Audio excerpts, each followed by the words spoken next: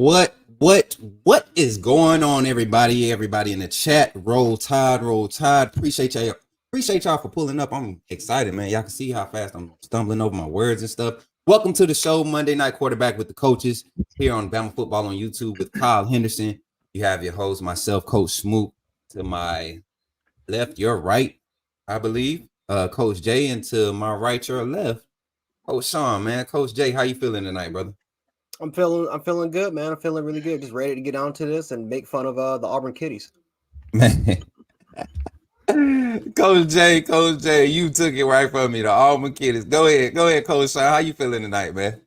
Feeling good, bro. Feeling good. Ready to get this. To me, this the biggest game of the season for all purposes intended. And hey, let's get it, man. Let's get it. Right, I'm right there with you, man. I'm feeling good. I'm ready to close out this regular season. With another 10-win season, 10+ win regular season record. SEC West Division champs.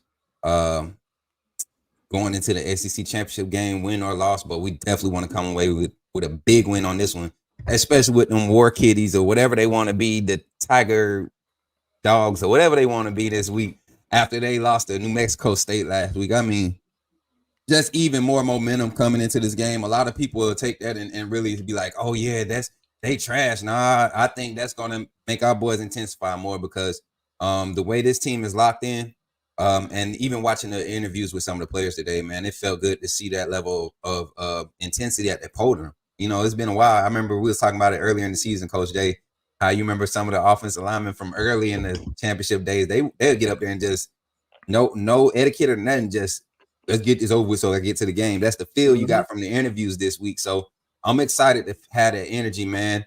But before we jump into Auburn week, we want to just give a shout out once again to Kyle Henderson for allowing us to providing a platform and doing big things over here with Bama Football on YouTube. Also just want to give a shout out to everybody in the chat, man. Everybody that comes in, dropping likes, dropping the shares. Make sure you're subscribing if you're not already a subscriber. And then also, if you're sharing it, make sure you're sharing it on the major platforms, Twitter, Facebook. You can share it on what's the other one they got now? What's the other little site? Live Space. Live Space is popping now. So y'all get on there and just share it up, man. Get people in here, get the Bama Nation in here. We're gonna pop off, man. Hey, so post-game reaction to Chattanooga. I don't think it's much to talk about. Final reactions, Coach Jay. How you feel about that game and going forward, brother? Oh, we did what we were supposed to do, and now we get to move on and dominate Auburn. That's all. That's literally all that need to be said. Right. That's all that need to be said. Coach Sean, you right there with him? Touche, man. Touche. I'm with it. I'm with it. Mm-hmm. But to get to to get to the matter at hand, y'all, it is Iron Bowl week, Auburn hate week, one of the most storied rivals in the South, not just in this conference, but in college football and football in general. This rivalry was a rivalry before it was a rivalry. You know, before it was played on Legion Field and I forget the other little barn they used to play at that they used to call the stadium. But yeah, there's been a rivalry forever, y'all. So I'm excited, you know. Before we get into the analytics and stuff, Coach Jay, I know you up north. You know, you one of the northern Bama fans. I don't think you got as deep a connection to the South as me and Coach Sean do. So during this week, what's it like up there? Give us some perspective of what hate week is to you, being from where you from, brother. Let people know how it is. I'm in Buffalo, New York, and this is literally SEC country of the North. I mean, we have a lot of SEC fans over here. We have Bama bars, we have Auburn bars, LSU backer bars over here. Like it's no joke. No joke. People be thinking, man, that we just have that northern type Canadian accent. That's new. That's false. It's like it's a northern Canadian and southern accent. It's like one of the weirdest accents over here, man. But no, I mean, seriously. I mean, I got literally during the game, I got two Auburn fans, really family members. They're Auburn fans. They're coming over, about to watch the game. We got a $500 bet. Loser has to wear a clown suit, so that's gonna be funny. I'm gonna see if I can try to get them on here live during the post game when we smack them. So that's gonna be pretty fun. And that's it. You know, again, they're not camera shy, but I'm gonna try to get them on. But no, it's a very important week, man. A very, very important week. But I will also say this: I would say that Auburn fans are not as annoying compared to maybe some of the fans in the South. I remember when my mom, she had to she pretty much had to get surgery. She pretty much had to get some surgery. And for the most part, literally, I swear to you, right next to a roommate was an Auburn fan, and we had some great conversation, just overall great time, and met some of their family members. So it's kind of like all fun and games, jokes over here. Really, the annoying fans are the Tennessee and LSU fans. Those are the ones that are annoying. Those are the ones that just want to kind of punch in the face and just want to stomp them out. I'm sorry to say that, but that's just kind of the ones that are annoying over here. But for the most part, yeah, the Auburn fans, they're just that little brother, man. You just play PlayStation with, and for the most part, you just kind of, you smoke them 21-0. You just let them pass the controller around, and they just throw a temper tantrum. That's kind of how they are. Yeah, man. But it's again, I'm on the north, so it's not as big over here compared to the south, but overall wise, man, to me, it's a big deal, really, really big deal that we got to take care of business. Right. And before I get into Coach Sean and what this rivalry means to him, he's been a little bit from the Midwest back down here. You know what I'm saying? Let's talk. Let's speak to our people, man. We got our regulars in here. We got Keith Holcomb in the chat. Hey, everybody used to think this was Keith Holcomb from Alabama. My boy said he is not him. He is not him. He is definitely not near as athletic as old Keith Holcomb, the baseball/football player for Alabama. Linebacker, I think, Holcomb played linebacker, very, very energy play. He said Roll Tide.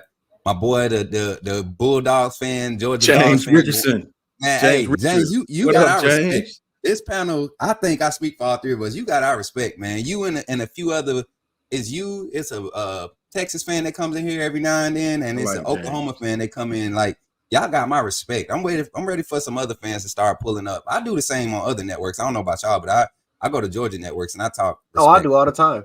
Yeah, shout out Ephraim Davis, man. He always up in here. Oh, let me answer that question. DeMarco Brooks. Yes, that is Cal Henderson's alma mater, and he is giddy. I'm talking about clicking heels together in the whole. You ain't been watching the content, man. Yes, DeMarco. Yes. Cal is happy. Elated would be yes, elated would be an understatement. Yes, Cal. That is shout out to Cal and the New Mexico Aggies.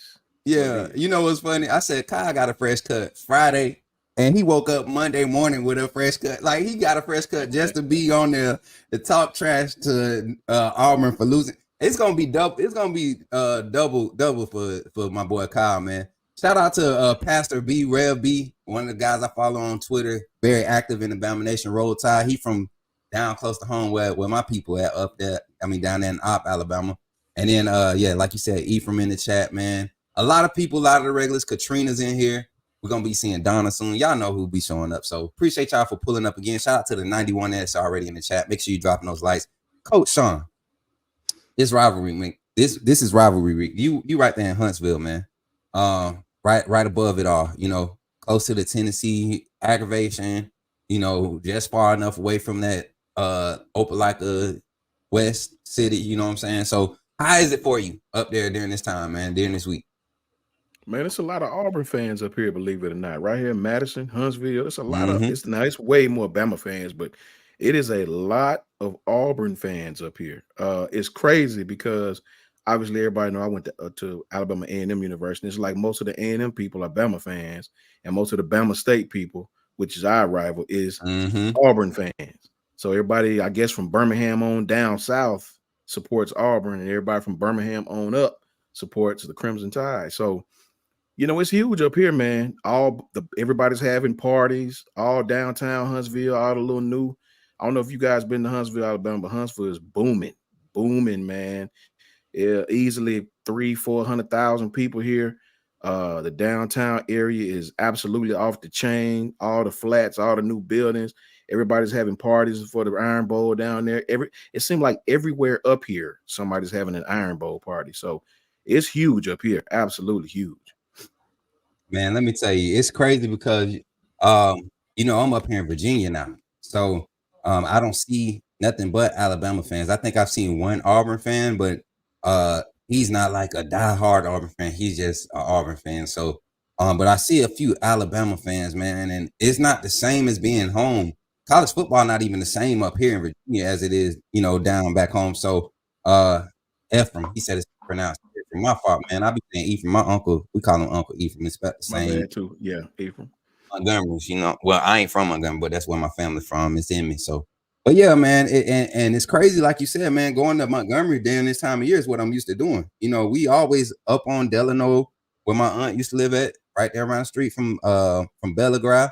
You know, and it she used to shut that whole little intersection down on Thanksgiving because we in the street playing football. Sideline hit, and then after that she had the backyard party, and it was everybody in the neighborhood would bring food and stuff. But always in Montgomery, believe it or not, it's more Alabama fans than Auburn fans if they're not Alabama State fans. And so Right. it's like a strong Alabama vibe around this time of year. And so my auntie and my other 3 cousins that's Auburn fans, they pull up, they be geared out. That's why you see me geared out like I am. My whole family do that. I got like 200 cousins, 50 something aunties and uncles. Like I got a big old family. So they pull up. You see that old ugly blue and orange. So it's a good vibe, man. But we definitely give them hell every year. Every time they beat us, they let us hear it. Even after we beat them again, they still gonna let us hear it. So definitely a good vibes this week with this team playing like we playing. Let's dive into the conversation about the matchups this week. Overall, man, what's your feel for this game, Coach Jay? If you had to pick out one key factor or one key component that was going to lead this team to victory, what would it be, man? Oh, you got to dominate up front. That's simple as that. You got to be like what New Mexico State was, physical on both sides of the ball, overwhelm them, and for the most part, just absolutely just tire them out. I mean, they Mike Tyson Auburn.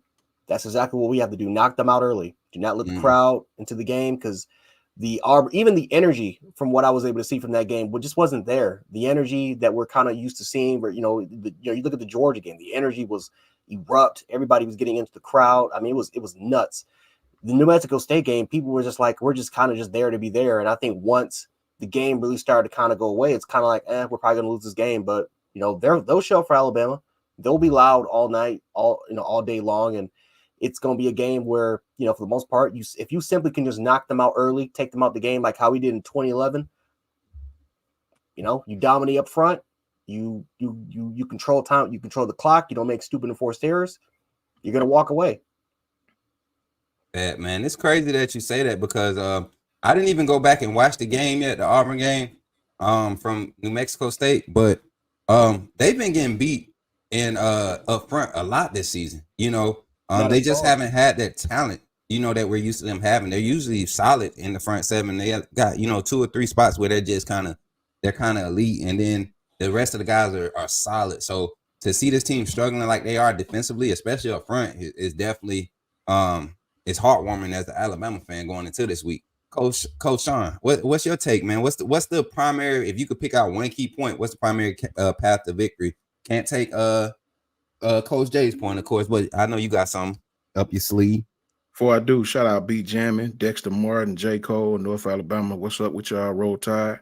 My number one thing for me, man, is what it is every game for me. Auburn is no different, and being on the road really, I guess, pushes my point a little more forward. For me, you know me, man, the truth is in the details. You understand what I'm saying? We got to be better on third down. We got to be even better on third down on the road. I don't want to see us have any lethargic down series. I know that comes and goes. Being on the road at Auburn. See, me personally, I'm a little different, man. I understand how it is, as the coaches do. I understand how it is to play a huge game, classic on the, you the away team, and you got an old weak game before the classic. You really don't want to play it, right? You tons better than this team, Mississippi Valley, but they beat you. They beat you because you just not focused. You in the locker room at halftime trying to see what the other team you play is doing next week. So I understand how it is to go out and lay a complete egg. I'm not even shocked to see New Mexico State win. It's just how they won really tells me them dudes wasn't focused. They was trying to, right. And to me, I think Hugh Freeze is overcompensated. They're overcoaching, cramming too many things in. Yep. They'll play better against Alabama. So for me, it's third down. Can we go in and can we dominate offensively and stay on the field on third down and get off of it on defense on third down? If we do that, this game should not be close.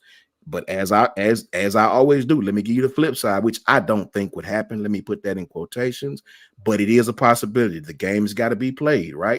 You come out there BSing, going 3 and out, punting, you're gonna look up and we're in a fight that we really shouldn't be in. I don't think the guys are on that. I hadn't seen them on that in weeks, so I don't expect us to go into this place and do it again. I do remember 2021. We had the much better team.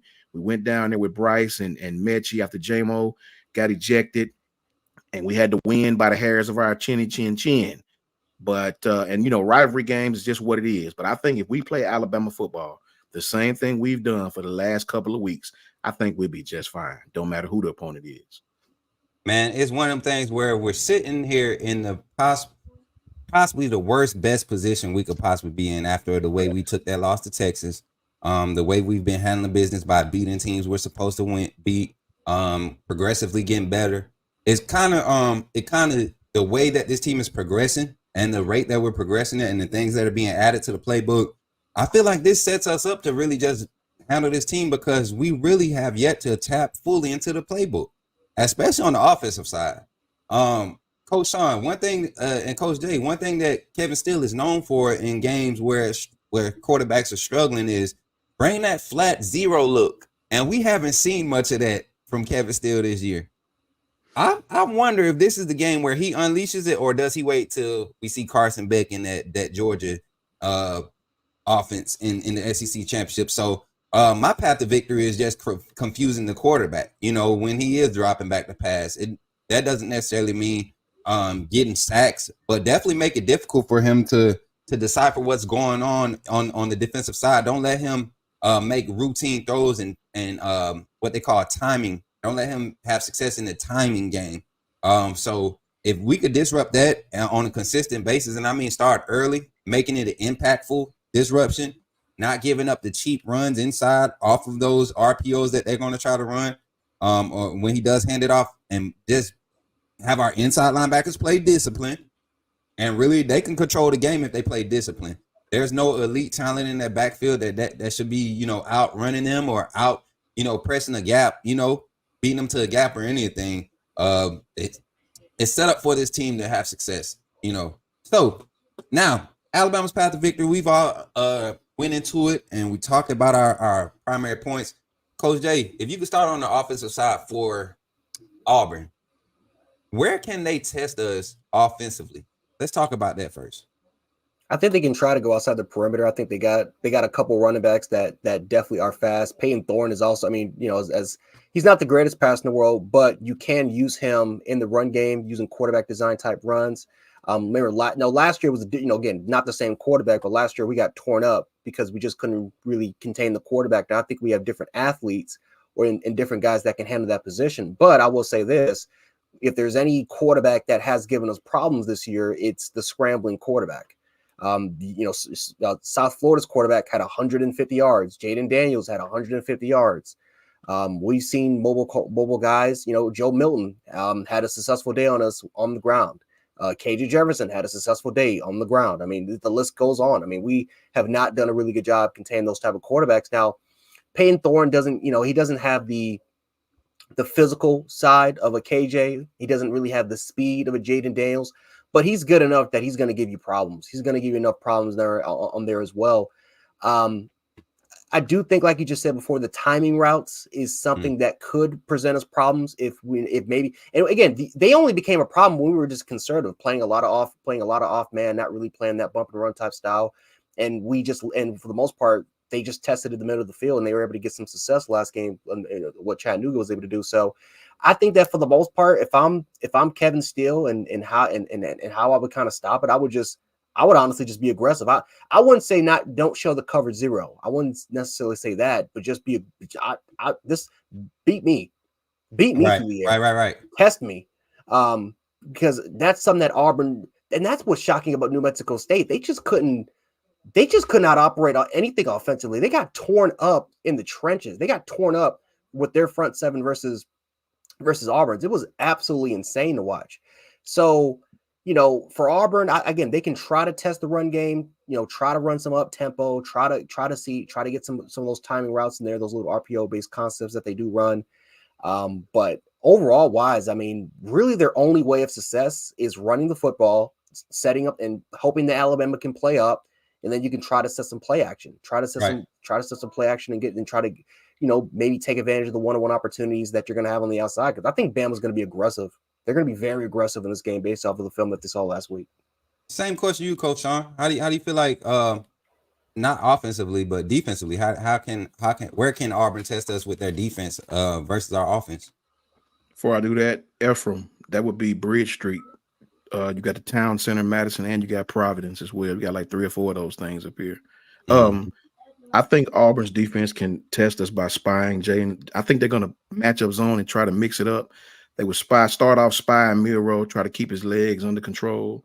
I think they'll play man on the outside. I think they'll try to confuse him and show him different things. I think they'll live with him beating us with his arm. I don't think they want our running game getting under control, getting out of control, because if the running game get out of control, that's going to open up all type of problems for them. I think they're going to focus on Jalen Milroe. That is how we lost our only game, even though it was early in the season. I think they probably think if I was playing Alabama, that's what I would do. I would try my best to confuse him. I would definitely have somebody on him to try to curtail his running. And I would try to make him beat you with the arm, play sound coverage on the back end, keep it 2 safety high, make him prove that he can beat that, make him prove that, stop the run, and let the chips fall where they may. Right. And I'm going to go from a schematic point. If Auburn can get in that 13 personnel like they like to do, or that 12 personnel like they like to do when they split the H, kind of like what we do. And they start motioning those guys and getting those guys in the flats, and we're still playing that. It's a sound leverage alignment that we like to align defensively. But to me, I feel like you give your DBs more of a chance to be athletes when you just let them bump across the board, especially against a team with a struggling quarterback like this. Really mix it up in front of his face and don't allow him to dissect what's outside. And I feel like that's what leads to a early and fast start. But if they can create mismatches off of that, meaning they could get a tight end out in the slot, and we have a linebacker having to go out to cover, or safeties having mix-ups like we saw a little bit of last week after. And y'all know how I do. I always go back and watch the games. We had a few mix-ups early on with our safeties and linebackers passing off coverage against Chattanooga. And if this was probably their starting quarterback, a lot of those plays probably end differently. I'm not saying they score as much, but there are some opportunities that could have been tested if they had a more experienced quarterback, to Coach Sean's point from last show. But and I went back and I watched it, and it was very far and few. You would see it once every 2 or 3 drives from them. Kind of what you would expect in a game where you have competent coordinators. So the schematics of it, trying to get their offense in them 12 and 13, maximizing those sets, not relying heavy on their wide receivers. I don't think they want to rely heavy on their wide receivers. I think they want to be able to grind it out and take their plays across the middle, keep everything in front of that quarterback. And if they can find success and do that in a methodical, slow fashion, that can really push us into the fourth quarter. Let me say this real quick. Go ahead, brother. What's his name? Hugh Freeze. Yeah. That guy is synonymous with a lot of motion, with a lot of window dressing, a lot of misdirection from the shotgun. He a lot of quarterback keepers, a lot of design quarterback runs. He'll line up. He's very, very, very similar to Gus Malzahn. Very similar to Gus Malzahn. I think he likes the quarterback keeper a little bit more than Gus. But Hugh Freeze is a good offensive coordinator, man. I just think right now he's not working with a full toolbox, and we just got to go in and play sound. I think we'll be fine.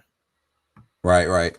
Another question I got for us, man, and like I said, we're going to run through these tonight. I want to continue to just talk this game, because this is one where we can really dive into it. We got 11 weeks of film to really say what these guys are about. Now, this is the last game of the season, so I kind of led off with that statement to ask this question. Coach Sean, you take first, and Coach Jay, who are the key weapons in this game? Let's start on the offensive side. I know you love the offense, Coach Sean.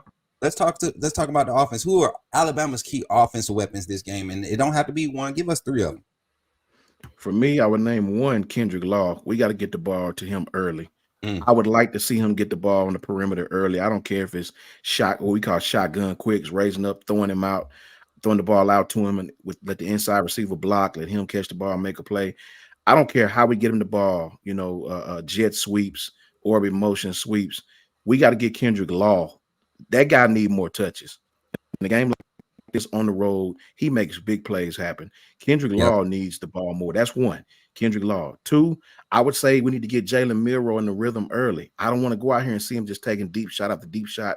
I want to get him in a rhythm. I've seen when Jalen gets in a rhythm, he plays better throughout the game, right? It's almost like he sees the field better rather than just taking deep shots on 3rd and 4. You know, get him in a rhythm. Let Jalen Milroe get in a rhythm. That's two. And on three, I want to see us move Caleb Downs around more. And this Caleb Downs has proved to me, I wasn't sure if I knew he had the talent to, but Caleb can cover anywhere.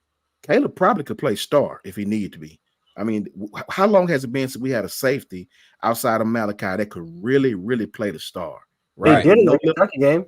Yeah, the Kentucky Well, game. in There fact- was a couple of sets where they had him at star and literally played phenomenally. Like Right. probably was probably the best coverage guy without there. no limitations, Coach Jay, without no limitations. And I want to see Caleb Downs get move around a little bit more because that kid is an absolute asset, man. So I think those three things. I don't think Auburn has an answer for those three things. And I'm right there with you, man, because I'm one of those guys that would love to see just a spread out offensive performance. I don't want to see one guy shine. I would love to have another stat sheet stuffing game from multiple players, especially on the offensive side, man. To have Jace with 10 to 12 carries, Wardell with 8 to 10 carries, Jam with 6 to 8, and have Justice spare with spot 3 or 4 in the game.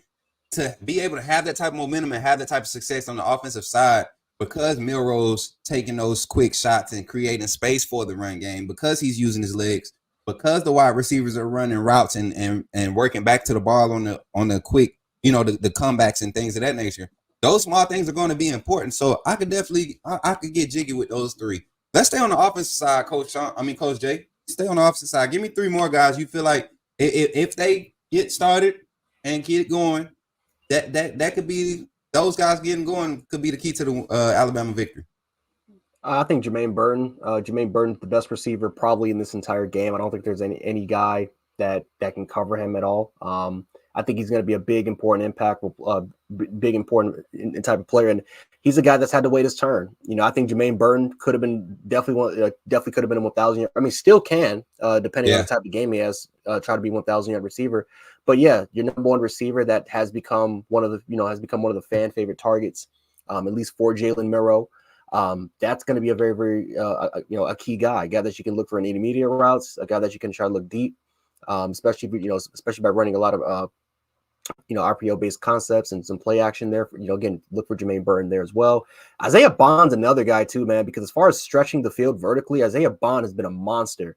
And I think he has gotten the attention. He's starting to get attention from certain defenses. And I think he's going to be a key guy that a lot of defenses are going to try to look for. So I think Isaiah Bond, as far as, again, that threat of stretching it down the field vertically in the slot, I think he's going to be an absolute key piece. And then I would also say too, another kind of key player, again, I would say Amari Niblack. Amari Niblack is really, he's I'm telling you, man, he just be patient. I've been saying this for weeks. Just be patient. He's going to get a chance. There's going to be a game where he's going to erupt. We keep talking about these other tight ends, man. There's going to be a game where he's going to erupt.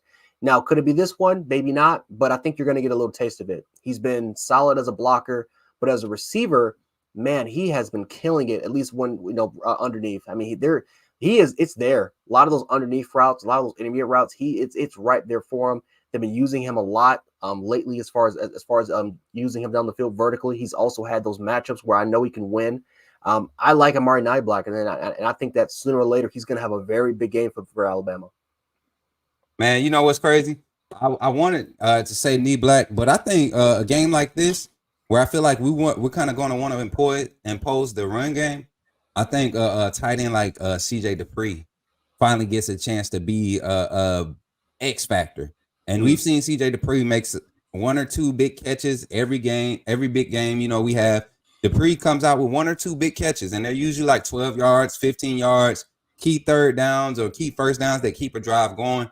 I think a game like this with the struggling defensive front like they have, establishing that run game early is going to be important. And Dupree is probably the best end of line blocker when you talk about Boots mainly manning that H position, that H back position. But Dupree getting some push and getting some action off of that run game being on the line.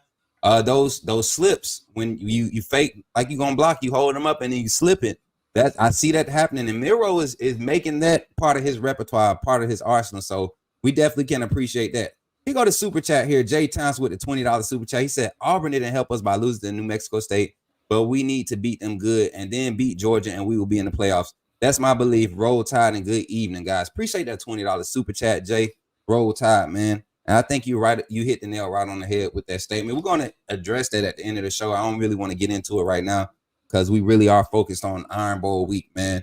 But it's no secret. Y'all know we seeing Georgia next week, so we definitely going to tap on the subject. But once again, appreciate you, man. But as always, y'all, this game is going to come down to the trenches. It's going to come down to the trenches, like you said, Coach Jay. And when I look at this team, I look at both teams matched up. I ask myself a question: who has the advantage in the trenches? And I want the straight up unbiased opinion from this panel, which I know I won't get. I know I'm going to get every time. So, Coach Sean, take it away. Who has the advantage in the trenches? I think Alabama has the advantage in the trenches. I don't even think it's close. Like I don't even think I don't even think it's close. I think their offensive line is super suspect. Super duper suspect. I think that's one of their main issues is their offensive line. They've had a rotating door at guard. I think we dominate these guys in the trenches. But see, I also believe Coach Hugh Freeze knows that as well. That's why he'll play. I think he'll play us very similar to how he played Georgia. Everything outside. I think I'm worried about him attacking our linebackers. I'm worried about him attacking if Trez is in there. I'm worried about crosses and you know what I mean? I'm worried about crosses coming across the formation. I know he's seen that. We saw it. So I know he saw it. I'm worried about him, but I don't know if he has the quarterback to get it to him on a consistent basis. I think we have the best trenches without a shadow of a doubt, hands down. Bad. Coach Jay, take it away, man. We run it. We run it tonight. Huddle. It's us. I mean, I don't even know who Auburn has. I mean, this is not 2021, man, where Auburn legit had 4 NFL prospects on one defensive line. It's been bad, and big part of it, the portal, transfer portal has a big cause and effect of it right now. Now, again, I think their future class, what Hugh Freeze is doing, I mean, he's recruited the state of Alabama really, really well this year. So I think that potentially in the future they can get back to that. But no, it's us by a mile on both sides. And I think that Coach Sean just made an excellent point. I mean, Auburn, they're going to try to get that ball out quick. They're going to try to test out these corners. They're going to try to attack those boundaries. Again, the Georgia game, that's exactly what they did. They attacked the boundary. They got the ball out extremely quick. And Peyton Thorne was a big factor into that. They used him in a lot of quarterback design runs. He took, again, he was more one read, didn't see it, would just take off. I mean, he's a very athletic quarterback. Again, he's not Jaden Daniels as far as speed, but he's pretty fast for what he has right now. So they're going to try to do everything in their power to try to get that ball out quick. They're going to try to get, don't be surprised if you see a lot of screens, a lot of bubbles. Yep. Don't be surprised if, again, you see a lot of back shoulder throws. I mean, do not be surprised at all if they're going to try to do everything in their power to try to get Alabama's defense going, but a lot of no huddle, get them tired.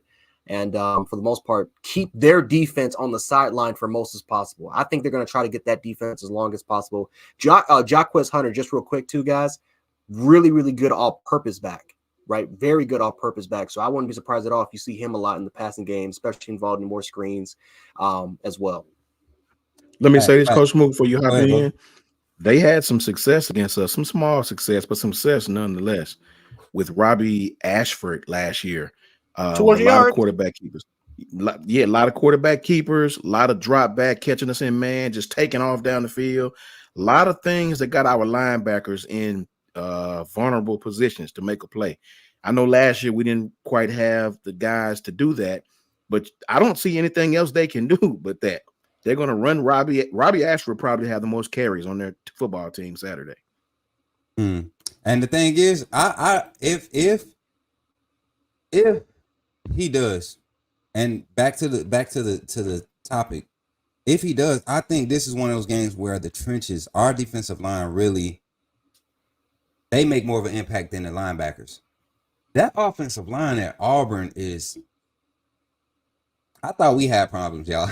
You know what I'm Yeah. saying? I thought it's like having 4 week 3 Caden Proctors on that offensive line.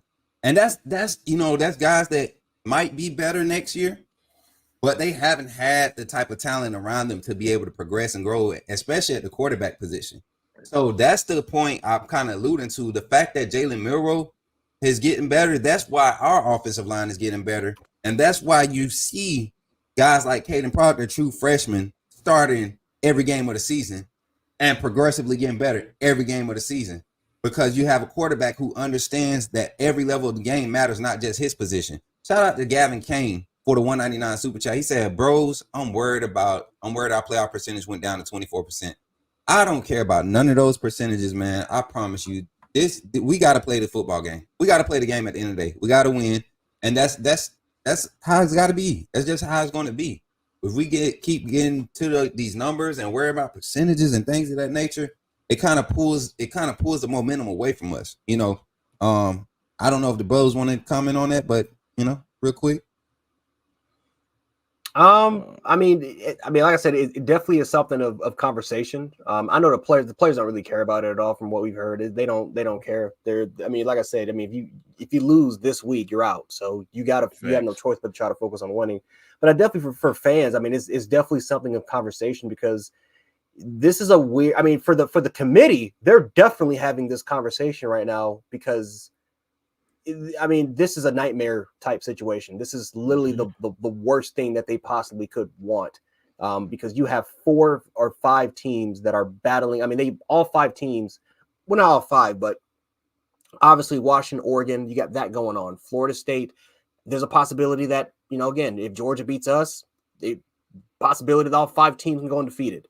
And now you have to figure out what's going to happen. So it's weird, man. This is the worst case scenario for the playoff committee. You got to worry about Texas. Texas beat us, and we have a stronger strength of schedule. But Texas' strength of schedule is starting to go up. They actually have the 3rd highest strength of schedule right now, believe it or not, in the country. And we actually slipped down the 23rd because Auburn lost and because Kentucky lost.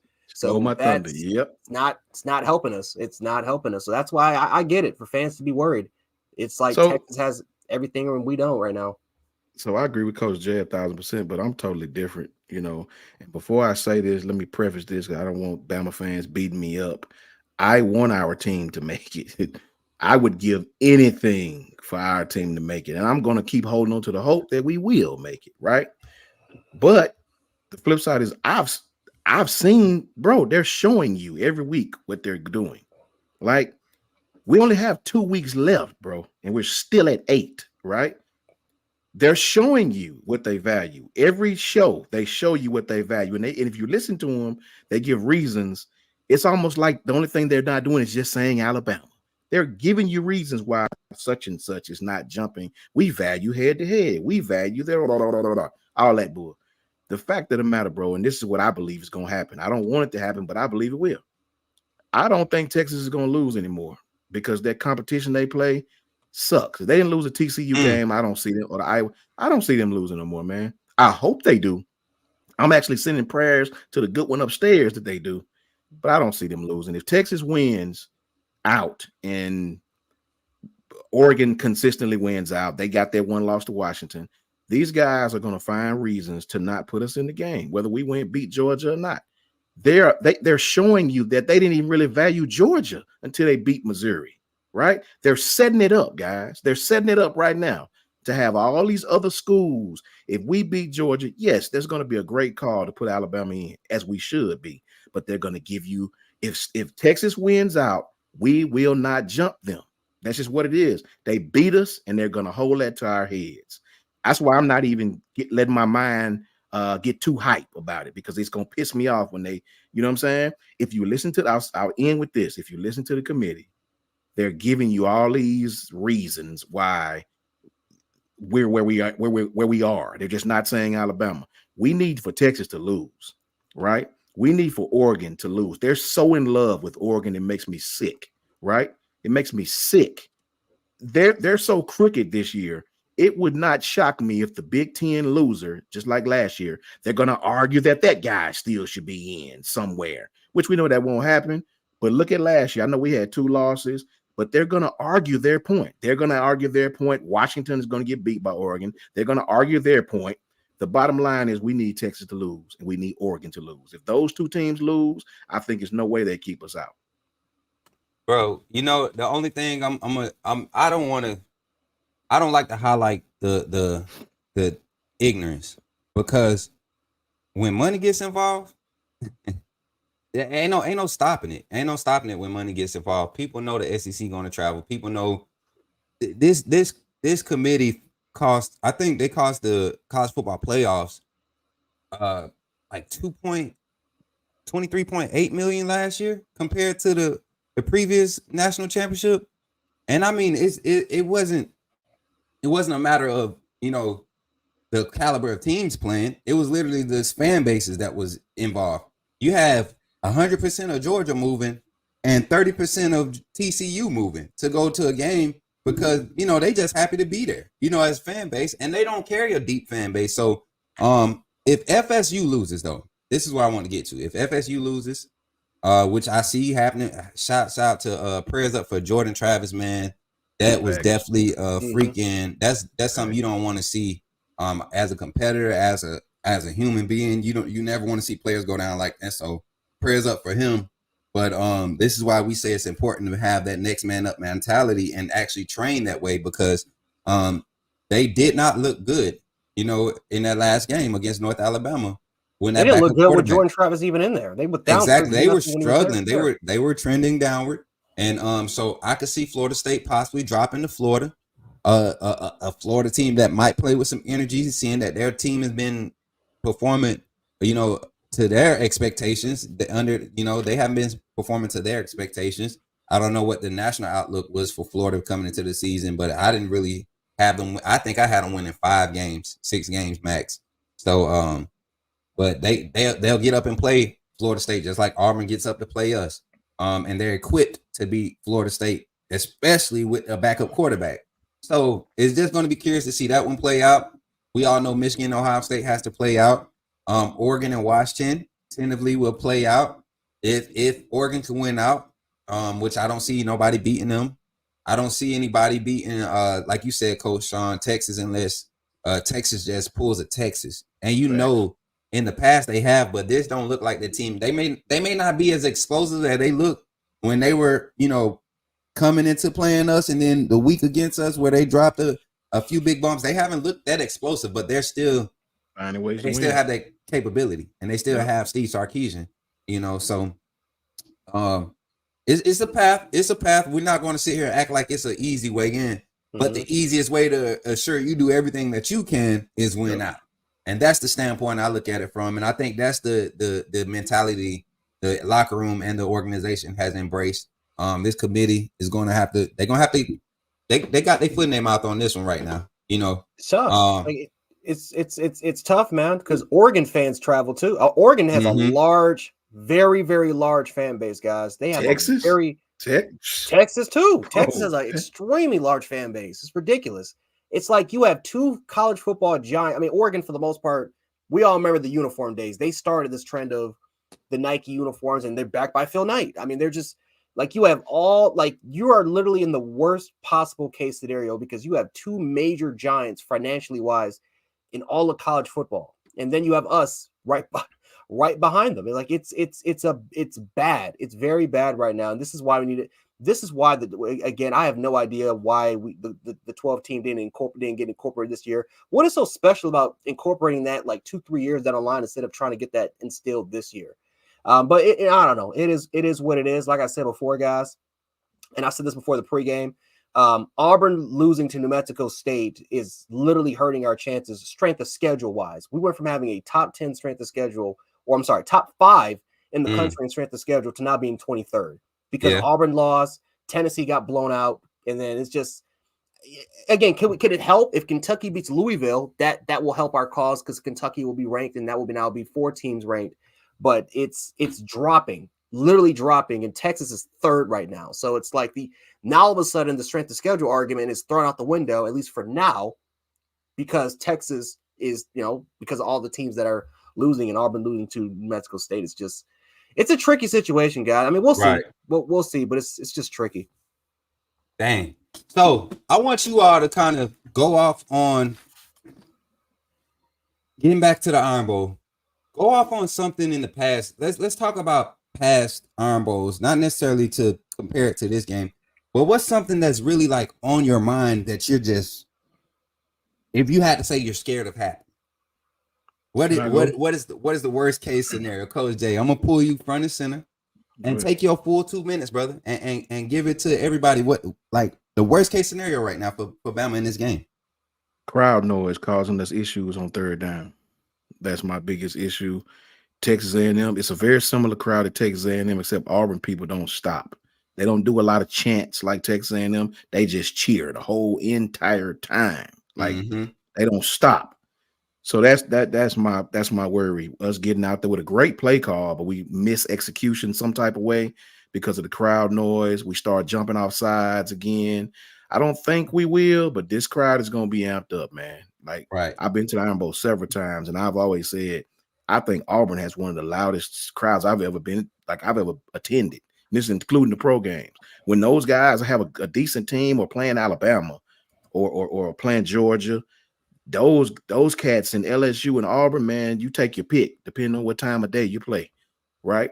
So that's my worry. The crowd really getting by. They have a small amount of success to make us punt once or twice. Crowd really gets into it, momentum, and start causing us to have a few mishaps, which to be expected from great teams on the road. I watched us do that in 2021. We had a few mishaps because of that crazy crowd, man. And we did the same thing to them last year when they came to Bama. So the crowd is really, really, really important. For us to be sound is really, really, really important. And for us to think straight on the road in front of a very, very hostile crowd.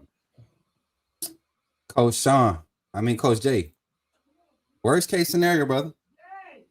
I will say this, man. To use a French word, Ju voodoo, voodoo plays, man. I mean, it's those crazy, unexpected voodoo plays, man, that just come out of nowhere, just nowhere. I mean, you got the tip, interception, the pass right behind Najee Harris, and somehow, some way ends up going through the defender, takes it all the way back to 99 yards. You got the Bo Nix plays where he's escaping three defenders, just heaves the ball up in the air, and all of a sudden it's just the weirdest plays happen in this game every time we're in Jordan Hare. The weirdest situations that you just couldn't but possibly even fathom happens, man. That's why, man. It's to a point, man. I just call it Jew voodoo, just Jew voodoo, man. It's I don't want that happening, but it's gonna happen because it's Auburn. It's going to happen because you're playing in Jordan Hare and they got the voodoo dolls out and they're stabbing it and they're just waiting for an opportunity. They're just waiting for an opportunity to do it, man. So it's just it's crazy, man, because we talk about Alabama, and the last time we really absolutely annihilated this team was 12, 13 years ago.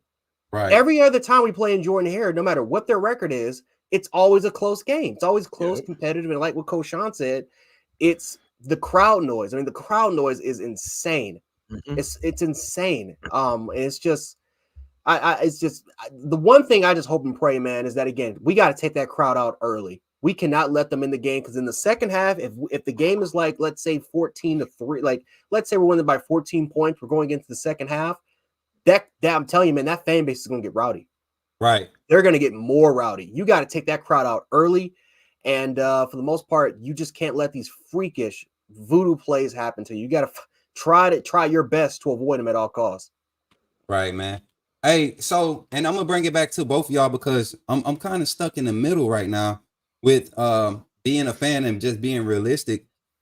I feel like my takes are so, they feel so fan-sided, but you look at the matchup, man.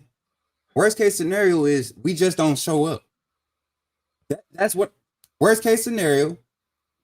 A week 2 Bama team that played against Texas could beat Auburn's team right now, in my opinion. And that's just because whatever injuries they got going on, whatever they got going on. Am I crazy for thinking that? And if so, tell me why, Coach Jay. No, I mean, for the most part, we should show up. I don't think you're crazy at all because, like I said, 2021 was literally war. I mean, that was a game that we should have dominated on paper, and it literally ended up being it literally looked like the battle of Waterloo. Right. The Napoleon's coming out pretty soon, guys. That's what that battle looked like. It looked like the Battle of Waterloo. It was just insane. But no, I mean, for the most part, you should show up because if you lose, you're out of the playoffs. Right. So you have to win. You have to win this game, and to literally lose to your rival is in your in-state rival. It's just it would be disheartening to have your season go down to this team. Tear the goal down, Worthy. Yep. Yep. Go to tumors, throwing the toilet paper around is. Yeah. For me, my along with what we said, you see Eddie's comment. That's my biggest worry. Yeah. That's my biggest worry, bro. Because Eddie, I love you, bro. You cool. I thank you for being here.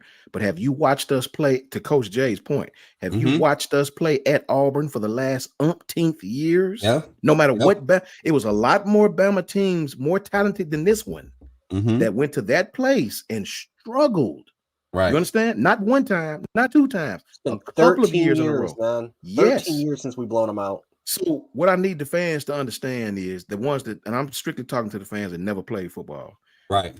When you play a rival, no matter who you've lost to, no matter what type of ups and downs you've had, you will sell your body. You will sell out and hurt yourself trying to win this game.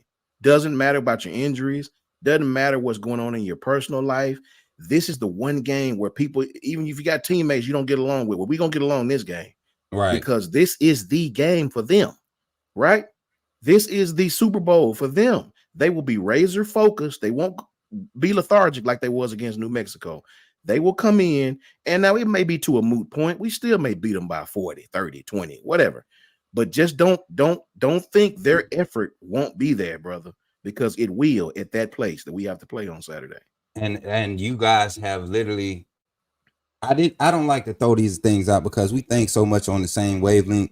I like to give that space to just kind of give that curveball, because my thing was, when I say if we don't show up, literally, that's what I mean. There has been games where we didn't show up, and it took time for us to wake up in the game. Yeah. Like you said, this is not a game we can afford that. This is not a game where you can come out and get, drive the ball 50, 70 yards, 59, 65 yards, and then, don't get a field goal out of it because you take a sack that puts you out of field goal range. Like, this is not a game we can do that. Like, every drive got to produce some type of positive points, whether it's field position, if it's going to give us field position, if it's going to give us 3, or if it's going to give us 6, 7. You get what I'm saying? So this is one of those games where you can't waste opportunities, because a team like Auburn, who doesn't, they know that on paper they're not the guys to win. Everybody's betting against them. But the moment you give them an opportunity, and the moment you give them an inkling of that they can hang, they will hang, because they're still football players. They're still D1 athletes. They still, what I'm saying? They're still a college team. They're still grown men over there, So it's still an experienced head coach over there. It's still a experienced defensive coordinator over there. So it's things that we want to see happen early, that must happen in order for us to really handle this game. As we begin to wind down, y'all, let's talk about predictions and breaking down. Let's get on the defense side. I'm sorry. I sure forgot about the defense. I don't know. Defensively, what does this team, what does Alabama have to do to find success against Auburn's defense? And we kind of touched on it earlier. I think that's why we didn't jump, solely into it. But what type of what are some key things that the defense going to need to do, Coach Jay, and then Coach Sean, you can go. That the defense going to need to do to slow down this Auburn, to stop this Auburn offense line. I don't want to slow them down. We need to stop. Stop the rushing attack, and for the most part, watch out for those crossers. Watch out for those crossers. For the most part, we're not bad as far as kind of just passing it over, but our linebackers, man, when it comes to just communicating and just overall switching on and off, it's just not been that good. Like I said before, hopefully Deontay Lawson does come back for this game, because if not, I do not want Trez Marshall to start. I think Trez Marshall, this is the one game where I think he could be a liability in this game, because Hugh Freeze is a great He's a great offensive mind. He will find mismatches, and he'll try to take advantage of it. So, again, like I said before, I think there's going to be a lot of quick, timely passes. I think that for the most part, they're going to use a lot of screens. I think they're going to try to get that ball out as quick as possible. I think they're going to try to hit the boundary and really test out a lot of our corners. I think they're going to definitely try to test out some of our safeties, try to get some of those matchups with them. But I do think we have to prioritize the run game. We got to stop Peyton Thorne. They love to run a lot of quarterback design plays. Peyton Thorne definitely likes to, again, if the one read isn't there, he's taken off. He doesn't really, he's not a guy that goes through his progressions as smoothly. It's one read and he's gone. Right. So we got to try to figure out a way how to stop that. But I mean, for the most part, is if you dominate them up front, you should win this game handily. You dominate them up front, you play discipline in the back end, and you should win this game comfortably. Right. I'm right there with you guys. Go ahead, Coach Sean. For me, Peyton Thorne is playing, right? I think they're gonna. I think they're running both of them out there though, like they've been doing for the most part. Mm-hmm. So for me, the middle linebackers have to play sound in the short passing game. Those, like you said, those crosses. Middle linebackers gotta play sound in the all facts, man. We got to have great eye discipline with those counter plays out of the shotgun. We got to contain the perimeter. A lot of their big plays against Georgia came from the perimeter, short passing game that turned into other things. And remember, even when Auburn wasn't really scoring, they was just moving the ball. They had time of possession, man, which kept Georgia's offense off the field. So we got to get them off the field on third down. I go back to the money down. When they're in 3rd and 5 or 3rd and long, 3rd and 6, 7, we got to get them off the field. Get them off, make them punt. If we do that, we'll be fine. And last but not least, watch for the wonkiness. I call it the wonkiness. Hugh Freeze, he'll slip us a double reverse in there and halfback pass it, and watch for the wonkiness, man. He'll try to catch us asleep. He'll show you that formation early and won't run it, right? He'll come back later in same formation, but this time they'll throw that thing. So great eye discipline. Watch for the wonky plays. Defend the perimeter, and middle linebackers got to contain the short passing game coverage. They got to have good short passing coverage. I'm gonna go on as far as schematically. I think this is the game. Like me and Coach Jay, Coach Sean, you've been on that train too. This is the game where you let your DBs play. Like you let your DBs walk down. You let them get in their face. You let them jam. You let them be physical. You live with the results with the ball in the air because you're making them play in phase. I see a lot of our DBs, and the technique is getting better finally. I don't know if you all noticed it, especially with our corners playing that soft coverage. They're not waiting for their cushion to be closed as much now. I see Kool-Aid bailing a little bit earlier now, which is in his defense has allowed him to react to the ball when it's in the air, when he's bailing earlier on those soft looks, when he has the leverage of that. So I want to see. I would love to see tighter coverage because the linebackers are going to need help interrupting that quick passing game. The RPO looks, the read option look is going to be primary. It's kind of like a staple in college football when you talk about the spread offense and being in the shotgun. You see quarterbacks faking handoff and it's not even a running back there. So it's kind of a thing that you expect to see. Can our middle linebacker personnel grouping be disciplined enough to not get caught up in the wash?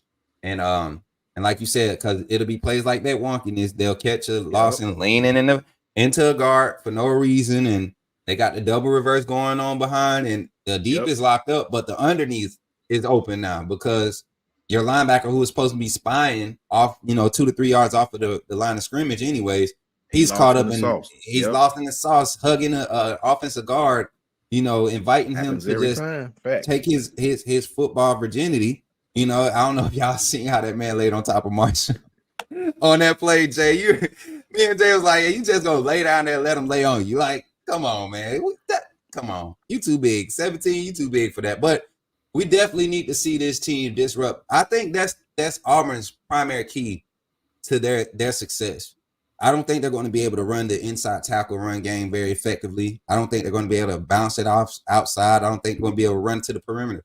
I think how they extend the run game with the quick passes, like you said, the bubble screens, the RPOs with the slants. And I haven't seen them run many RPOs either. But they do give that look. They do get that look. You see their receivers, if it's you can tell which side they run into because the backside receiver's going to the backside receiver's going to run a slant. So they give that look to make the defensive coverage to pay attention and keep their eyes out of the backfield. Pre-snap motion, like you all said. I think we hit everything on the head, man.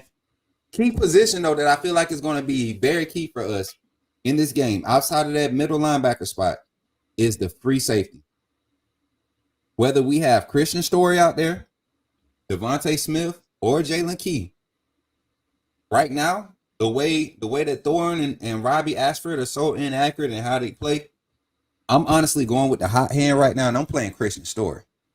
I don't know how y'all feel. I know Smitty's healthy. Dime safety spot play him, but as far as the starting safety next to Caleb Downs, Christian Story. What's y'all feel on it? Y'all can take it whichever order y'all want. Christian played better last game. I got a little more faith in him. Actually, a lot more faith in him. Yeah. I think Christian will be fine this game. He's from the States, so it's going to mean a lot more to him. You know what I mean? He's from not far. You know what I mean? So I wouldn't mind starting Christian. I'll go with Christian. Right. And the reason why I say Christian is because not just, he's been in the system for 4 years now.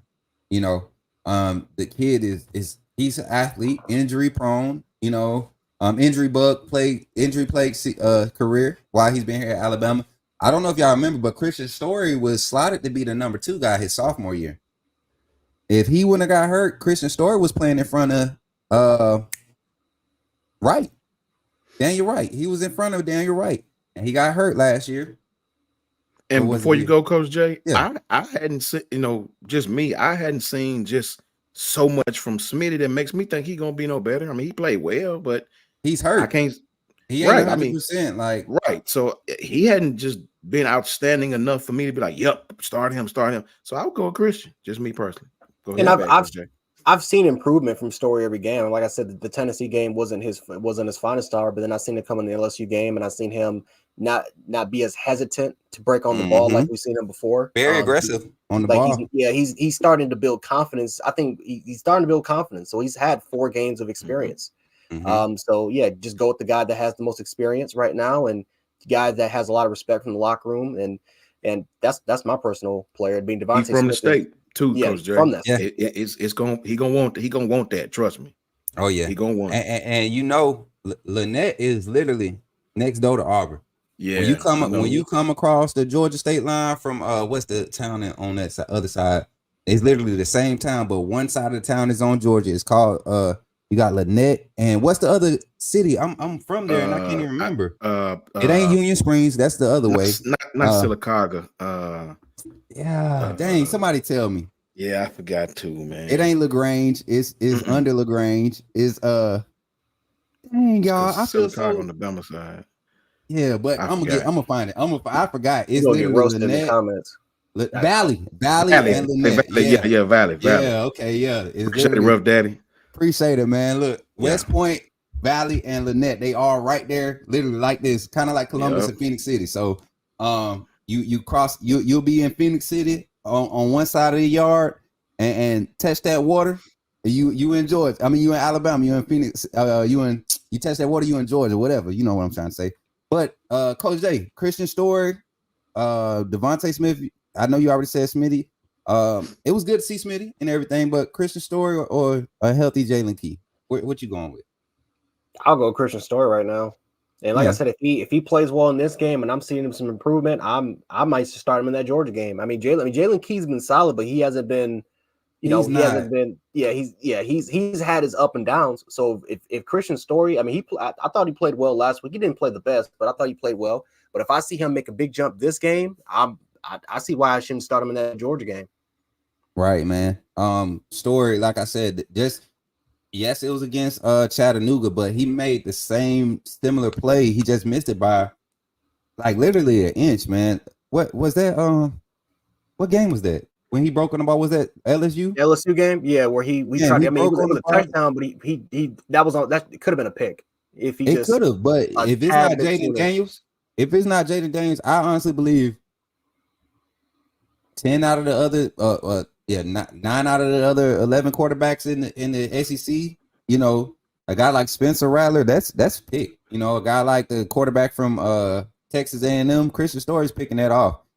Jackson Dart with his inaccuracy and how Jackson Dart is an athlete. He could make plays, but he throws behind his receivers. He has some great receivers. So Christian Story's making that pick in the Ole Miss game, which if y'all remember, Jalen Key missed that pick in the Ole Miss game. So I would have loved to see, and Caleb Downs came late in that game and could have went for the pick, but he secured the tackle to force them to that field goal. So, I love the veteran leadership, the veteran presence he brings on that back end next to Caleb Downs, who's playing like a senior. Caleb Downs is still being talked about as the top safety in the nation as a true freshman, guys, and that is crazy to me. It's not crazy to me anymore after seeing him play and get better every game. That's crazy that your true freshman is probably your second most valuable DB in the secondary. You get what I'm saying? Yeah. In that type of in the Nick Saban coach defense or the Nick Saban style defense, a true freshman is probably your second most valuable safety. I'd be more scared losing Caleb Downs than I would Malachi Moore right now. And we saw why, because Arnold could cover down for Moore in that star. You got safeties that can go back there, but Caleb Downs, the way he plays run support and can cover when he has to walk down as that strong safety is different. So closing this thing out, y'all. Final predictions. Give me an MVP, offensive, defensive MVP. I'm gonna put the pressure on y'all. Let's get some score predictions in there. Let's put some fire to our names for a couple days. If we're gonna put a score to a game, let's put it on this Iron Bowl game. I know that Juju, we want to break the voodoo. So let's do it right now. Let's be bold about it. Coach Jay, you want to go first? Yeah, I'll go first. 48-13. You have no choice. You don't have a choice. You got to blow this team out. Again, I know we're not telling much about the committee, but if you're trying to, style points matter in this game, right? It matters. So you got to dominate. You cannot struggle against this team. So 48-13 is my score prediction. I do think that for the most part, I wouldn't be surprised at all if we see Ty Simpson in this game get a touchdown. But my offensive MVP, I'm going to go with Jace McKellen. I think the run game is going to be a very important factor in this game as well. I think that Jace, he got taken off the game early, so he's going to be extremely fresh. So give me Jace McKellen as my MVP. Defense MVP, I'm going to go with Caleb Downs. There's no reason for me not to choose Caleb Downs. He's been dominant, arguably the best safety in college football. Highest graded safety according to Pro Football Focus as a true freshman, which is insane. So give me Caleb Downs to go ahead, lead the team in tackles, potentially maybe get an interception. So that's my defensive MVP. Coach Jay? Coach Sean, for me, I'll just say I think we'll win by about 14 points. I'd love to see us win by more. I think about 14 points we'll win this game. I think the offensive MVP for me, based on how Auburn's going to play, is probably be Jermaine Burton. I think Jermaine Burton will have a great game this game. I don't know if he'll have a gang of catches, but I think he'll have a gang of yards. I mean, I can see him going 5 for 110, 2 touchdowns. I think the defensive MVP for this game is going to be Kool-Aid McKinstry. I think he'll have a great game this game. He's been quiet because a lot of teams have started trying him, but Terrion has really ate this year. I think Hugh Freeze has watched the film. I think he'll go away from Terrion. I think they'll try Kool-Aid this game. And I think he'll have an opportunity to prove he is what he says he is. And so those will be my MVPs, Jermaine Burton and Kool-Aid. And I'll keep it conservative, even though my heart tells me we're going to win by about 30. But I'll keep it conservative, not to mess the mojo up. Bama by 14. Bama by 14. I'm looking at my analytics. I'm looking at some of my takes. So I feel like this is a statement game. I want it to be a statement game for Alabama going into this SEC championship game. Transitive property means nothing, but it does play a little on the mind. And for Georgia to go in and have Auburn, they had Auburn at home, or were they in Jordan here? Last year or which year? This year. Oh, this year they're in Jordan here. Yeah. No, I'm saying did Georgia play them in Jordan here? They played them in Jordan here. Okay. So if we can go in that same environment, produce better results. Not saying that it matters. I understand this. Listen, I've played the game. I've coached the game. That transitive property, comparing scores to when this team played this team doesn't matter. But to these kids and these social media heads and these social media present kids, that plays on the minds of the future opponent when they got to see you.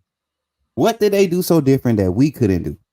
And if we can present that type of game and blow Auburn out, my score, I'm giving us 55, giving Auburn 13. And I think that 13 is off of, they have a nice kicker. I will say that. They have a nice kicker. Maybe a 48-yarder, 36-yarder, a couple of drives where they get to, but they will score once. They will sneak one in on us. I'm not sure when. It may be early because of that environment. Hugh Freeze, he's going to dial. He's going to play his cards. He's going to throw everything in the kitchen sink, and he's not going to hold anything back. That's one thing you can count on with Hugh Freeze. He's not going to hold anything back, which made his offenses at Ole Miss exciting to watch too. You remember those guys? They were good for 2 or 3 trick plays when he was there a game. So, let's see that 55-13 type win, defensive MVP. I'm going with Terry and Arnold only because I feel like the scheme lines up for him playing that. The way that alignment looked this weekend with him playing the star, Amos and Kool-Aid on the perimeter, Downs and Malachi and that base set up top. That right there should have been happening since week 2. That should have been the alignment from week 2, and I think this secondary will look even more elite or more not atrocious but vicious, Legion of Boom with Fly Zone, those type of guys. Offensive MVP, I'm gonna put it on the back of my guy, Jace McClellan. I think he ends this regular season with a bang. You could tell they didn't want to overwork him last game. Right when he got started, they kind of just pulled him. Same thing with Roydell after he scored. They kind of they pulled him and they got those young guys in. So I think that was more so of reps to keep that. You don't want to be too cold going into a big game. So keep them taking the hits, keep them that ball feeling their arms, tucking it away, taking hits, rolling off the hits, fighting for the extra yards, taking the pushes in the back from the offensive lineman when they're trying to move the piles. All those small things matter in those games against like Chattanooga. And I think the type of reps and the quality of reps that they got last game are going to help in this game. And Jace McClellan is going to be my offensive MVP. Sound good? Let's go to the chat. Looks like B. Jamin said Bonds is going to be. I was going to say Isaiah Bonds too, because I feel like if they're going to bracket somebody, it's going to be Burton, and that's going to open it up for Bonds and Knee Black. We do got super chats. My boy Jay Townsend right here. He says I'm worried about them exploiting Trez Marshall. Who isn't? I just don't want him to start, please, man. Spot play that boy, man. 3rd and 1. I don't mind Trez Marshall being out there. Or 3rd and 3. 3rd and 3. Don't put him on 3rd and 1 because he 3rd and 3. Let him rush the gap. He can get in there and make go A gap, even if they're not going A gap. Just blow it up and then we'll figure it out from there. But other than that, Trez Marshall don't need more than 12 snaps in a game, bro. Let me say this. Regardless of what happened in this game, obviously we all know what we want to happen, what we know is going to happen. But regardless of what happened, everybody make sure you tap in with your Georgia fans and tell them tap back in here next week. Mm-hmm. You know what I mean? Regardless of what happened in this game, get all the Georgia fans you can to tap in. We going crazy next week. Oh, I cannot wait. And it's going to be epic. You know what I mean? Because Coach Smook said it way back in the beginning of the season. Them Georgia fans talk more than they are slowly becoming nipping on the heels of Tennessee for me. What? You know what I'm saying?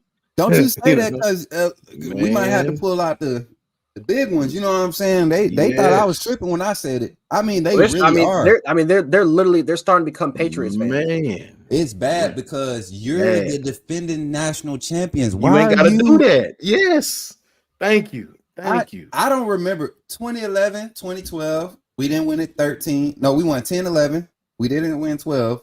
What we went 13, 15, 17 or whatever. I forget how it go, but I mean, I don't remember going into Georgia fans group chats and fan pages and all the message boards and talking trash about recruiting classes. That's probably the most I interact with Georgia fans when it came to recruiting, when we was fighting for recruits.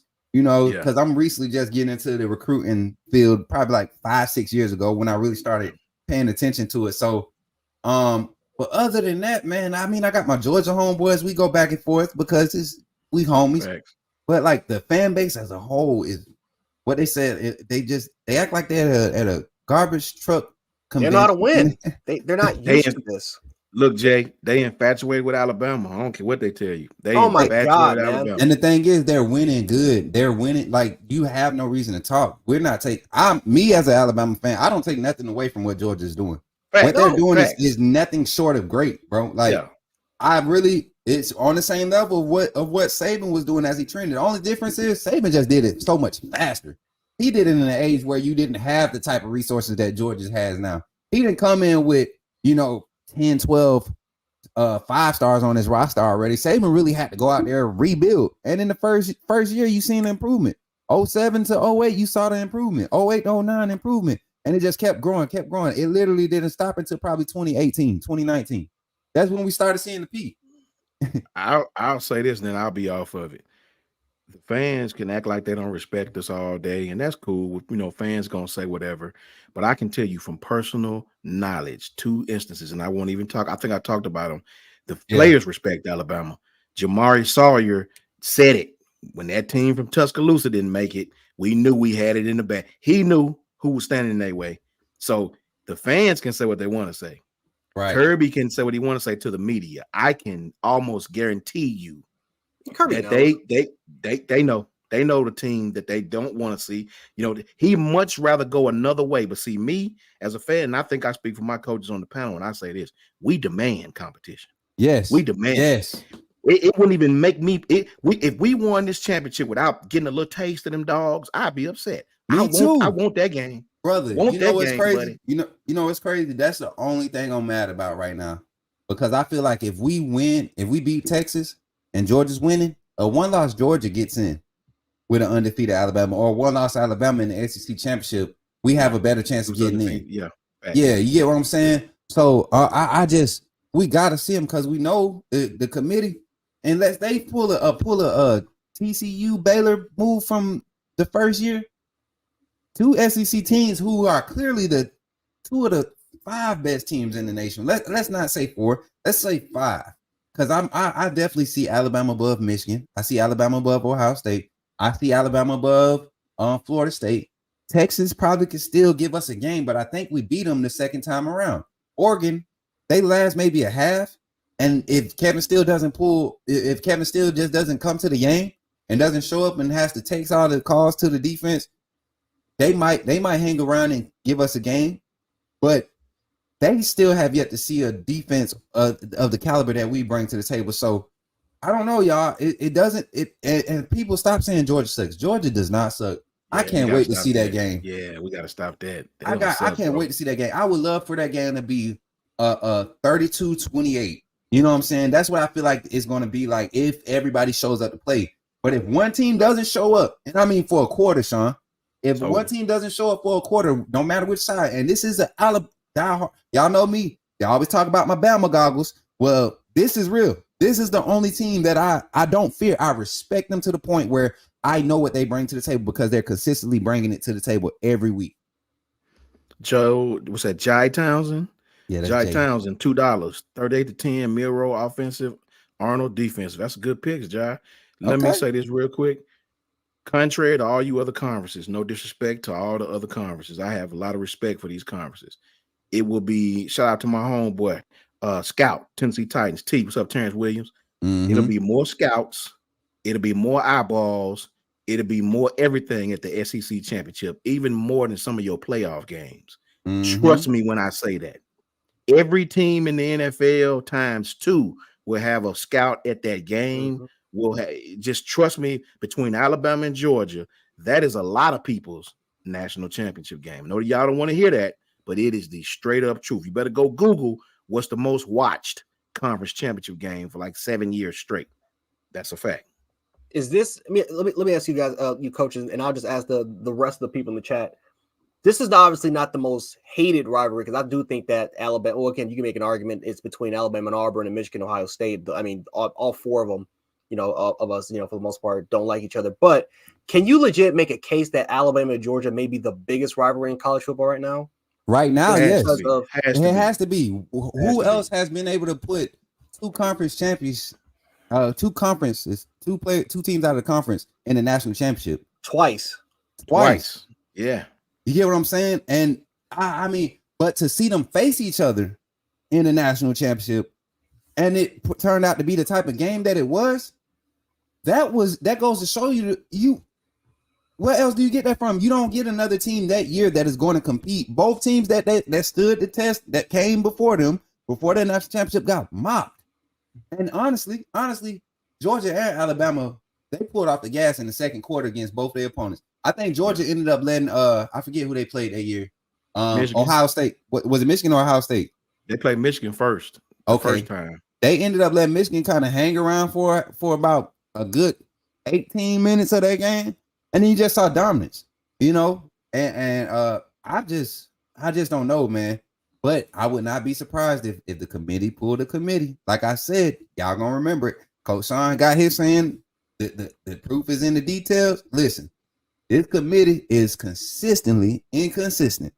They are not going to be able to run with none of these half-tailed excuses or explanations they bring in with their criteria. They really gonna have to put the film to work. Not this weekend, but next weekend. They're gonna have to put the film to work because you're gonna have some of them undefeated teams, they're gonna have a loss. And you're gonna really have to look at it and say, are they better? Are they better? Are they better than Georgia or one-loss Georgia? Are they better than a one-loss SEC championship? Because I'm still going with my boys to win next week. But this weekend, we handle business first, then we could get on top of that. I think you're right. I think you're right, Coach Mook, because if you look at the history, and they do this every time, it makes me sick. They'll bloviate these teams. Remember the COVID year? I know a lot of the other fans don't want to acknowledge the COVID year, even though if it was your team winning, you'd acknowledge it. All I heard before that game was Ohio State deserves to get in. Mm-hmm. They hadn't played with 6 games, but this was Ohio State before. We've only played 6 games, but we've dominated everybody. We deserve to get in. 6 games is enough. This is Ohio State fans after the game. Well, we only played 6 games. 6 games, you know. We didn't get to warm up like y'all did. 52-24. Ohio State out of here. Michigan right after us. Georgia, Michigan out of here. You put TCU in there over Alabama, out of here. Michigan again, out of here. Like your best ain't the best, bro. Clipping that, baby. And it was a fan that hit me on the Twitter and was like, well, that's just recent, brother. I can take you back to when Oklahoma had Jalen Hurts. And they was dominating everybody.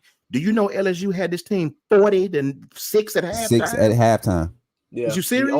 The only SEC, well, there were 2, Alabama and Georgia, as far as just competitive SEC teams in the playoffs. In the championship game, I won't really count that. But as far as playoff games goes, Ohio State beat Bama, which again I still don't. We blew a 21. When our freshmen were 7. Yes, 2014. Yeah, and what they talk about that Ohio State team, that's like one of the greatest college football teams of all time. And I'm like, dude, no chance here. Then the next year, and then not the following year, but 2017, Georgia beats Oklahoma in the Rose Bowl, classic game, 51-48, where Lincoln Riley literally blew the game for them. And then, obviously, Alabama, Clemson in the national championship game, we got blown out that game, even though the context, even though we outgained them in that entire game, we just couldn't really score once we said that 30. But really, you can make an argument that no, it's not even an argument. Alabama, LSU, and Georgia has pretty much blown out the majority of the competition that's been in their path. Washington, first Pac-12 representative out of there. Michigan State, your Big Ten champ, 38-0 shutout, gone. What Ricky Bobby said on I just don't know what to do with my hands sometimes when we talking to some of these other fans that really get mad at this. Now what I will say is the SEC is top heavy now. I won't say the conference is dominant. We are top heavy. It is Alabama, Georgia, and then you have LSU, Auburn, Florida peeking their head in every other year. A&M acts like they want to pick their head in. Mississippi State act like they want it. Kentucky, they act like Tennessee, acting like they want. So but you're talking about consistent dominance and being in the playoff picture. You do have a top heavy conference with Alabama, Georgia, LSU, and as much as we hate them, Auburn shows up every 2 or 3 years and put themselves in the talks. We always find them. Like 2 years from now, I guarantee you we'll be seeing Auburn, and that'll be the game to decide who goes to and represents the West. Because I feel like that Hugh Freeze, he has that type of pool. So it's an interesting thing to get into. As a matter of fact, we're going to save this in-depth talk for the show on what's that? Wednesday or Thursday? Wednesday night. Boom. See, I knew that. But y'all. closing it out, let the people know where they can find you. We appreciate everybody. We got 180 in the chat, man. I don't know how many likes we got on the stream, but definitely run them up for us. And y'all, all the super chats, we're going to run y'all down at the end of the show again. But Coach Jay, tell the people where they can find you, man, and how they could follow you on all the socials, brother. Jant716 on Twitter, Jant Sports on YouTube. Can't wait for it. Like I said before, we got a live bet with a couple Auburn fans. It's gonna be a good time.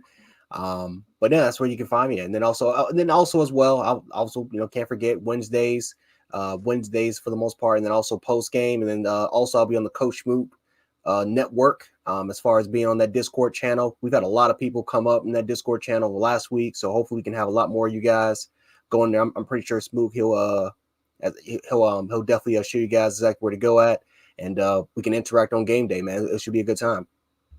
Yes, sir. Coach Sean, take it away. Hey, before you go, man, can we pull you out of the norm just for like after the second quarter? Can you come into the chat on the third quarter of this game? On this chat? On the Discord. On the Discord. Yeah, I tapped in last time. I just was driving, and I got okay. home, and I as soon as I got home, I tapped in with it. Yeah, I was back and forth with my daughter on some cheerleading stuff, man. I got to the house and hopped in there right quick and learned. I was in the wrong chat for like 2 times. Well, two messages. I was like, there you go. But I don't know where I was at, bro, but I found it. I know you don't usually be in the phone during the game, but these fans was asking. I mean, not fans, but the supporters, the followers, they definitely were asking for you, the Bama family. I'll be in there, brother. I'll definitely be in there to support it. Coach Mook has a great thing going over there, man. We have a lot of fun over there. The few times I've been there was awesome. Back and forth. I loved it. You guys can find me right here. I do a little small segment with Kyle before church on Sunday morning. We do a whole college football segment, not just Bama, everybody on Wednesday, just like Coach Jay said. The guys will be in there. Carla, what's up with you? And then right here on post game Saturdays and Monday night quarterback, and at my Twitter on JMHO Sports Talk, just my humble opinion. I'm getting a little more active on there, understanding it, and I appreciate everything you guys do and every time you tap in. For sure, man. And as always, you all know you can find me in the hotel right now, but y'all can find me at Coach Smook on every platform, y'all. This week, guys, I my big bro Kyle, man, I really appreciate Kyle. I'm gonna bring the bros back on this. I don't like being center stage. I know we try to do that for etiquette purposes, but I like being with my team. I'm a team player. I know I talk a lot, but I'm definitely they tell you I be feeding these boys so much stuff and be like, man, let's jump on this real quick before anybody else do it. And we really are trailblazing right now, just because I'm not looking for a face. This my squad right here. This my squad.